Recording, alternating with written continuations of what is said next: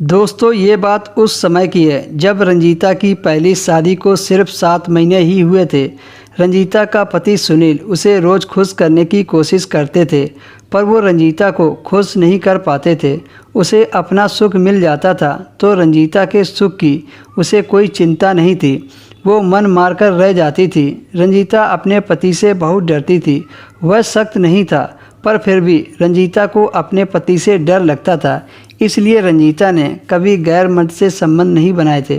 मगर फिर भी उसके साथ एक हादसा हो गया था। उस हादसे ने उसकी ज़िंदगी को बदल कर रख दिया था।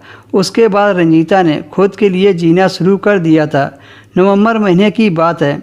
एक दिन उसका पति ऑफिस से घर आया तो उसके साथ उसका दोस्त भी घर पर आया था। रंजीता उसे पहले से ही जानती थी। उसका नाम रोहित था। वह लिविंग रूम में आ गया और वहीं पर बैठ गया। रंजीता दोनों के लिए जूस लेकर आई। दोनों ने जूस पिया। फिर वे तीनों बैठकर बातें करने लगे। फिर वे लोग कुछ ऑफिस की बातें करने लगे। रंजीता के पति ने ड्रिंक लाने को कहा और साथ ही साथ ताश के पत्ते भी मंगवा लिए। थोड़ी देर में गेम शुरू हो गया। सुनील बोला, ठीक है, मैं तैयार हूँ। रंजीता अपने पति सुनील को एक तरफ बुलाकर समझाया कि मैं ये नहीं कर पाऊँगी। सुनील बोला, ऐसा कुछ नहीं होगा, मैं उसे जीतने ही नहीं दूंगा। सुनील और रोहित का पहला राउंड शुरू हो गया। सुनील ने पत्ते बांटे और देखते ही देखते खेल शुरू हो गया।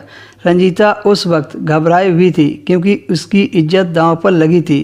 कुछ देर तक तो गेम ऐसे ही चलता रहा। रंजीता अपने पति सुनील के साथ सोफे पर बैठी थी और खेलते खेलते वो पारी सुनील ने जीत ली।